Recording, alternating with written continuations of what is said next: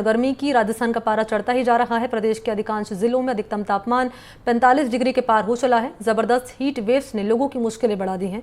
गुरुवार यानी कि कल 46.2 डिग्री के साथ सबसे प्रदेश गर्म रहा फलौदी। यहां जोधपुर शहर में लगातार दूसरे दिन कल तापमान 45 डिग्री के आसपास दर्ज किया गया। मौसम विभाग कह रहा है कि राजस्थान के लोगों को आने वाले दिनों में भीषण गर्मी से थोड़ी सी राहत मिल सकती है। फिलहाल गर्मी से निजात पाने के लिए लोग अलग अलग तरीके अपना रहे हैं। इस बीच प्रदेश में गर्मी के चलते स्कूल बंद किए गए हैं और घोषणा भी शुरू हो गई है।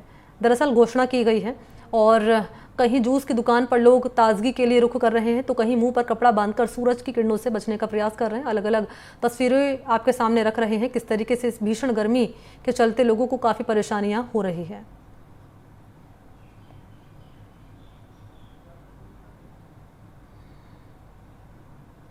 और ये 4 तस्वीरें आपके सामने गर्मी में प्यास बुझाते हुए लोग आपको नजर आएंगे। कोई पानी पीकर तो कोई तरबूज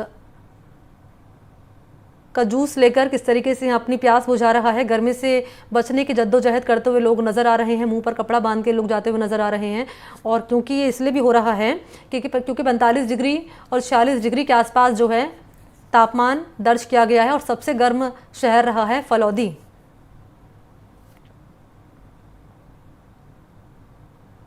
तो भीषण गर्मी और तेज तपन का दौर सुबह 10 बजे से शुरू हो जाता है। जैसे जैसे चढ़ता जाता है पारा वैसे वैसे पारा अपना तेवर भी दिखाने लगता है। तापमान के तेवरों के चलते बाजारों में सन्नाटा पसर रहा है। आजकल कहीं भीड़ दिख रही है तो वो भी गन्ने की चरखियों पर, जहां लोग अपनी प्यास बुझाने के लिए रुकते हैं।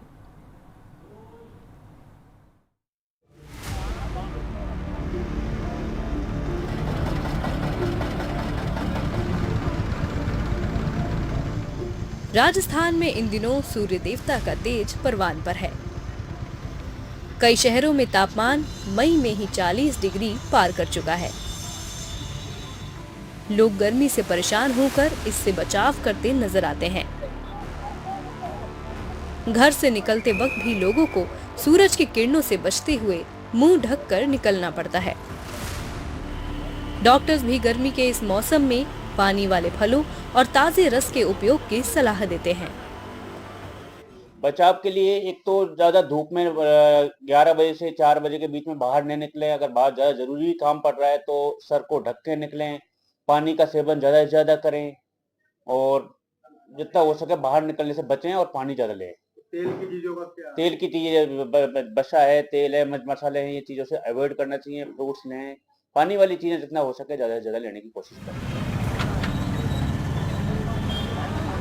इस वक्त भी टोंक शहर में गर्मी से बेहाल लोग अपने गले की प्यास और शरीर की ताजगी के लिए प्रतिदिन लाखों लीटर गन्ने का रस गटक रहे हैं।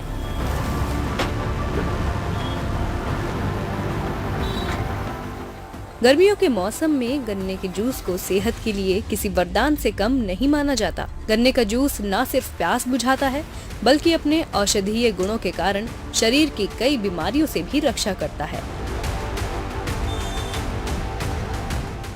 कैल्शियम, पोटेशियम, आयरन, मैग्नीशियम और फास्फोरस जैसे आवश्यक तत्वों से भरपूर ताजे गन्ने के रस के सेवन के लिए रोजाना लोग गन्ने की चरखियों पर नजर आ रहे हैं।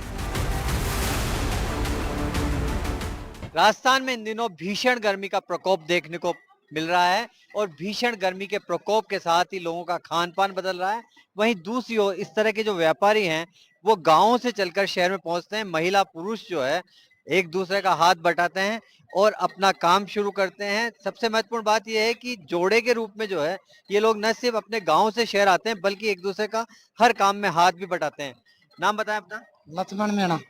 लक्ष्मण जी, किस तरह गन्ने को पहले तैयार करते हो फिर जो है मशीन में से रस निकाला जाता है? पहले जो बर्तन में हाथ भागा जोड़ा तो साफ करनी पड़ती है ना, फिर जी पाते तैयार कर फिर निकालनी पड़ती। अच्छा, गाँव से कितने महीने के लिए आते हो? 4 महीना के लिए। पर एक दिन की अगर बात करें तो कितने गिलास गन्ने का जो रस बेच देते हो? 3,000-3,500 डाल का। 3,500 का रोज का हो जाता है। तो 4 महीने में घर का खर्चा चल जाता है? चल जाता है। ये आपकी पत्नी है, ये भी आपका हाथ बटाती बराबर से, तो मतलब दिन भर ये रस निकालती नजर आती है? यही काटा थे रास्ता में। यही करती है। तो ऐसा क्यों है कि गांव से महिला पुरुष आते हैं, इसका कारण क्या है? क्या कारण तो अब वो तो दो ही होता है। काम नहीं होता। गाँव में काम वाम कुछ भी नहीं। आपका नाम बता दीजिए। सुगना। आप दिन भर मेहनत करती नजर आती है, थकते नहीं आप? थकते हैं लेकिन क्या करें, पेट के लिए तो करना पड़ता है। पेट के लिए सब करना पड़ता है। हाँ जी। अच्छा, 4 महीने ही आप काम करते हो? 4 महीने। कितने गिलास रोज के बिक जाते हैं? बिक जाते हैं, खिलाते तो गिनती तो करते नहीं। अच्छा, शहर में आके जब काम करते हो कैसा लगता है? अंदर अच्छा लगता है जी। सेहत के लिए लाभकारी है गन्ने का रस। और आप देख सकते हैं कि इस तरह की जो मशीनें हैं वो लगातार जो है टोंक में देखने को मिलती है जगह जगह। सवाई माधोपुर चौराहा है, भेरू जी हैं जो कि गन्ने का रस निकाल रहे हैं। बहुत नजर का, हाथ का, सबका ध्यान रखना पड़ता है। गन्ना कहाँ से मंगा दो भेरू जी? चित्तौड़ से आता है। चित्तौड़ से आता है। चित्तौड़ से एक दिन में कितना गन्ने का रस निकल जाता है? लगभग कितने गिलास निकल जाते हैं? निकल जाएंगे 500-600 गिलास। गर्मी में सबसे ज्यादा लोग गन्ने का रस पीते हैं, इससे क्या फायदा होता है? इससे फायदा ये है, पीलिया नहीं होता है और शरीर के लिए बढ़िया रहता है। और दूसरी बात, कुछ चीज की मिलावट नहीं है इसमें, शुद्ध ताजा गन्ने का मिलता है। सामने निकलता है, ग्रामीण भी आते हैं, युवा भी आते हैं, सभी देख सकते हैं कि आप जो है इसके सबसे बड़ी खासियत यही है कि गन्ने का रस जो है इसलिए कि एक आपके सामने निकलता है, पीलिया जैसे रोग के अंदर जो है लाभकारी है। डॉक्टर्स की भी ये राय है कि आप ताजा फलों का रस पीजिए, न कि कोल्ड ड्रिंक पीजिए जो सेहत के लिए नुकसानदायक हो। तो ऐसी सूरत में टोंक के अंदर जो है जहां तक नजर जाती है जगह जगह पर जो है गन्ने के स्टॉल्स, ठेले नजर आते हैं और लोग गर्मी से निजात पाने के लिए इस पेयजल को पीते हुए भी नजर आते हैं। और चले बढ़ते हैं आगे। तो डीग में जल संकट से जूझ रहे दिदावली गांव के लोगों को राहत मिली है। दरअसल एनडीटीवी पर खबर दिखाए जाने के बाद प्रशासन हरकत में आया है और एनडीटीवी की खबर के बाद डीग जलदाय विभाग ने कई गांवों को चिन्हित किया है। साथ ही डीग जिले में पानी की समस्या से निजात दिलाने के लिए पानी के टैंकर से पानी मुहैया करवाया जा रहा है। आपको बता दें कि चंबल पेयजल परियोजना का लाभ डीग जिले के कई गांवों को नहीं मिल रहा था। तालाब सूखने से पशुओं के पीने के लिए पानी की किल्लत हो रही है। लोग गांव में निजी बोरिंग से जंगल से पानी लाने पर मजबूर हैं। डीग और खंड के जो ग्रामीण क्षेत्र हैं उनमें भी हम 13 से 14 जगह हमने चिन्हित करी हैं जहां पानी प्रॉपर नहीं पहुंच रहा है चंबल परियोजना का। वहां भी हमने टैंकर स्टार्ट कर दिए हैं और फिर भी हमारे पास कोई भी समस्या प्राप्त हो रही है जन प्रतिनिधि से या कैसे भी राजस्थान संपर्क से या फिर किसी भी दूरभाष के माध्यम से या जन सुनवाई के माध्यम से उसका हम त्वरित रूप से समाधान करने का प्रयास कर रहे हैं। तो खबर का असर आप इसे कहेंगे किस तरीके से डीग में जल संकट की स्थिति बनी हुई थी और ऐसे में जब एनडीटीवी राजस्थान ने इस खबर को प्रमुखता से दिखाया तो किस तरीके से जो समस्या लोगों की बनी हुई थी उस समस्या से निजात यहाँ मिलती हुई नजर आ रही है। इस पर मेरे साथ ज़्यादा जानकारी लिए ललितेश इस वक्त मौजूद हैं, उन्हीं के पास लिए चलेंगे। ललितेश, ये खबर हमने दिखाई दर्शकों को कि किस तरीके से डीग में जल का संकट पैदा हो रहा है। कई किलोमीटर दूर जाकर पानी लाने के लिए मजबूर हैं यहाँ पर महिलाएं, हम देख भी पा रहे हैं क्योंकि अब खबर का असर हो चुका है, पानी मिल रहा है। तो क्या आप कह रहे हैं यहाँ के लोग सेटिस्फाइड नजर आ रहे हैं अब? ये जिस तरह से गर्मी का मौसम है और गर्मी के मौसम में पानी की किल्लत है तो जो डीग में दिदावली गांव है वहाँ की खबर एनडीटीवी ने बड़ी प्रमुखता से दिखाई थी और उसके बाद में बिल्कुल असर हुआ है क्योंकि जो जलदाय विभाग के सहायक अभियंता है ईशु नारंग, उन्होंने यहाँ जो गाँव है करीब दिदावली गाँव के साथ में और गाँव को भी चिन्हित किया है और वहाँ पानी के टैंकरों की व्यवस्था की है। वहाँ के जो लोग हैं वो बेहद खुश हैं क्योंकि उन लोगों के लिए पर्याप्त पानी नहीं आ रहा था। उन लोगों ने जंगलों में से पाइपलाइन डाल के अपनी प्यास बुझा रहे थे, लेकिन अब दिन में 3 से 4 टैंकर वहाँ पहुंच रहे हैं तो उन लोगों के लिए तो पूर्ति हो रही है, साथ में जो पशु थे उन लोगों के लिए भी पानी मिल पा रहा है। तो लोग वहाँ के हैं जो दिदावली गाँव के लोग हैं वो तो खुश हो ही रहे हैं, साथ में अन्य गाँव के लोग हैं वो भी बेहद खुश नजर आ रहे हैं। जी मनी, ये किल्लत फिर से सामने ना आए इसको लेकर क्या कह रहा है विभाग, जलदाय विभाग? देखिए बिल्कुल जिस तरह से जलदाय विभाग है वो ये कह रहा है कि गर्मी का मौसम है तो इसमें पानी की जरूरत ज्यादा पड़ती है।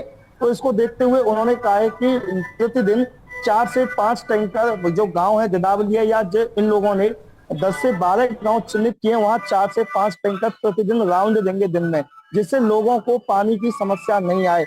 और ये गर्मी का मौसम है और उन्होंने कहा है कि ये गर्मी का मतलब 2 से 3 महीने तक ये टैंकर चलेंगे।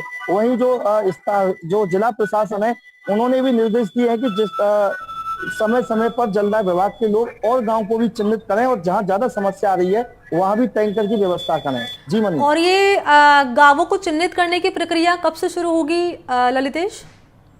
देखिए बिल्कुल, जो एनडीटीवी ने खबर दिखाई थी उसके बाद में गांव की जो प्रक्रिया है वो चिन्हित कर ली गई है और खबर के बाद में ही जलदाय विभाग ने टैंकरों की व्यवस्था की है और टैंकरों का पहुंचना उन गांव में, जिन जलदाय विभाग ने जिन गांव को चिन्हित किया है उन गांव में टैंकरों का पहुंचना शुरू हो गया है। जो लोग थे गर्मी के मौसम में, उन लोगों को उनके घरों में पानी नहीं था, पशुओं के लिए पानी नहीं था, उन लोगों को कई किलोमीटर का सफर तय करके बहुत कम पानी उन लोगों के लिए आता था। तो अब जब टैंकर उनके घरों में पहुंचने लगे हैं तो उन लोगों को काफी निजात मिली है। जी हम तस्वीरों में देख भी पा रहे हैं अपने सिर पर किस तरीके से बाल्टी रखकर, बर्तन रखकर ये महिलाएं पानी लाने के लिए मजबूर होती हुई नजर आ रही हैं।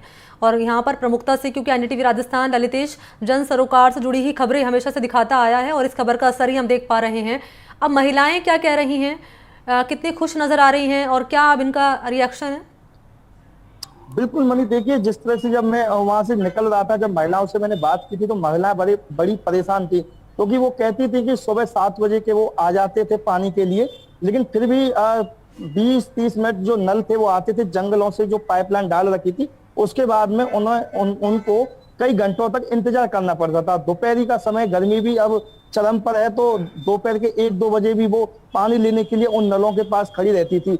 लेकिन जिस तरह से ये एनडीटीवी ने खबर दिखाई और असर हुआ है, जलदाय विभाग ने टैंकर पहुंचाए तो वो टैंकर है उनके घरों तक पहुंचने लगे हैं। अब महिलाओं को बिल्कुल राहत मिली है और उन महिलाओं को जो इस गर्मी के मौसम में गर्मी में कई घंटों तक खड़ा रहना पड़ता था, अब उन लोगों को निजात में मिली है। शुक्रिया आपका ललितेश, तमाम जानकारी के लिए। आपने महत्वपूर्ण जानकारी दर्शकों के बीच साझा की है, बहुत शुक्रिया आपका। और चले बात करेंगे अगली खबर की। मई के महीने में गर्मी का असर लगातार बढ़ रहा है। तापमान की बात करें तो 40 डिग्री सेल्सियस रिकॉर्ड हो रहा है तापमान। लोग गर्मी से बचने के लिए अपने घरों में रहने के लिए मजबूर हैं। गर्मी से बचने के लिए सिर को ढककर और पेय पदार्थों का उपयोग कर रहे हैं, यानी कि लगातार पारा भी बढ़ रहा है। एसी कूलर की डिमांड बढ़ चुकी है। स्वास्थ्य विभाग ने गर्मी से बचने के लिए एडवाइजरी जारी की है। इस पर एक रिपोर्ट हमने तैयार की है, देखिए। गर्मी के चलते लोगों का जीना बेहाल है। लोग गर्मी से बचने के लिए अपने घरों में कैद हैं और दिन में तो सड़कें सुनसान हो जाती हैं, ऐसा लगता है जैसे कर्फ्यू लगा हुआ हो। लोग गर्मी से बचने के लिए तरह तरह के उपाय कर रहे हैं। कोई गन्ने का रस पी रहा है, बेल का रस पी रहा है, तो कोई ठंडा पानी पी रहा है और एसी, कूलर, पंखे भी इस गर्मी से फेल हो रहे हैं। मेरे साथ में कुछ लोग हैं, उनसे बात कर लेते हैं। गर्मी बहुत पड़ रही है, भीषण गर्मी है। क्या कर रहे हैं बचने के लिए आप लोग? बचने के लिए ठंडा पानी पियो और धूप से बचाव रखो। गर्मी बहुत पड़ रही है। देखो, गर्मी पड़ने का कारण है कि एक तो गर्मी का मौसम है, दूसरा क्या है कि जितना हमारा पर्यावरण का जो हनन हुआ है या पर्यावरण के रूप में पेड़ हम नहीं लगा पा रहे हैं, उसका एक कारण ये है कि गर्मी का पड़ना लाजमी है। इस गर्मी से बचाव के लिए हमने सर्वप्रथम आम जनता को, देश की जनता को स्वयं को प्रयास ये करना पड़ेगा, जब तक पर्यावरण के लिए पेड़ नहीं लगाएंगे, छाया के पेड़ नहीं लगाएंगे, हरियाली नहीं लाएंगे, जब तक गर्मी के प्रकोप से नहीं बचा सकता। ये पर्यावरण का नियम है कि जब तक पेड़ होंगे तो गर्मी का प्रकोप नहीं रहेगा और पेड़ नहीं होंगे तो गर्मी का प्रकोप रहेगा। तापमान भी 40 से पार जा रहा है, दिन में सड़कें सुनसान नजर आती हैं। तो ये सही है कि आज के टाइम पर जो लोगों को सुख सुविधा है कूलर की या एसी की, उनके कारण लोग नहीं निकल पा रहे। आप पुराने समय पर जाएंगे, लोगों को पंखे नसीब नहीं हुआ करते थे, लोग खेतों में काम करते थे, उस समय भी गर्मी हुआ करती थी। लेकिन अब जितना वन का कटना, पेड़ों का कटना, उसके कारण कुछ गर्मी के तापमान में वही है। और एक मानव जीवन पर जितना प्रभाव पड़ रहा है, कि सहन शक्ति आज इंसान के अंदर नहीं रही है, वो पावरफुल शक्ति नहीं रही है, जिसके कारण आज लोगों को गर्मी के कारण बाजार में नहीं निकलना पड़ता है। क्यों? सुख सुविधाएं जितनी बढ़ती जाएंगी उतने ही लोगों को इसका गर्मी का एहसास होता रहेगा। तो गर्मी बहुत है, गर्मी से बचने के लिए क्या क्या कर रहे हैं लोग? भगवान भवन भास्कर पूरे अपने प्रकोप पे हैं। गर्मी का महीना है, लेकिन जैसे भाई साहब ने भी बताया, जो हमारा वे ऑफ लाइफ है वो चेंज हुआ है, क्योंकि आज अपन देख रहे हैं कि जंगल कट रहे हैं लेकिन सीमेंट के जंगल खड़े हुए हैं। ये बहुत बड़ा वो है। आज बरसात भी होती है तो पानी का सीपेज नहीं होता, और जो सरकार जो प्लान करना चाहती है उसको डेवलपमेंट, एक इको डेवलपमेंट हो। अगर अपन एक बहुत घन वृक्षारोपण करें जिससे कि टेम्परेचर डाउन हो, और वृक्ष के कारण ही पर्यावरण सुरक्षित रह पाता है, क्योंकि बरसात भी तभी वहीं ज्यादा होती है। आज विश्व के लिए एक बहुत बड़ा खतरा पैदा हो गया है इस गर्मी के कारण। ग्लेशियर पिघल रहे हैं, ग्लोबल वार्मिंग बढ़ रही है और पृथ्वी भी एक तरह संकट में है। ये सब हम सोचने का विषय है, और अगर ये टेम्परेचर बढ़ा, जल नहीं रहा, तो जीवन भी नहीं रहेगा।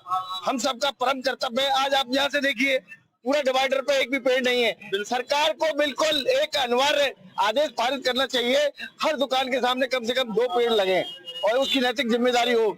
जो भी अपना मकान बनाए उसमें उसकी जगह छोड़े, कम से कम 2-4 पेड़ लगे और उसमें एक सामान्य जागृति आए। इसके अलावा हमारे पर्वतों का बहुत खनन हो रहा है, नदियों को खनन हो रहा है, भूमाफिया बहुत हावी है, और जहाँ तक कि जीव जंतु भी खतरे में है। आज बहुत सी प्रजातियां विलुप्त हो गई हैं। दिन का टेम्परेचर है वो 40 डिग्री से अधिक जा रहा है। लोग बचने के लिए गमछा या स्वापी का प्रयोग कर रहे हैं। जब भी ये घर से निकलते हैं तो स्वापी या गमछा अपने सिर पर डाल के निकल रहे हैं, और बीच बीच में ये पेय पदार्थ और पानी का ज्यादा यूज कर रहे हैं। भरतपुर से एनडीटीवी के लिए ललितेश कुशवाहा।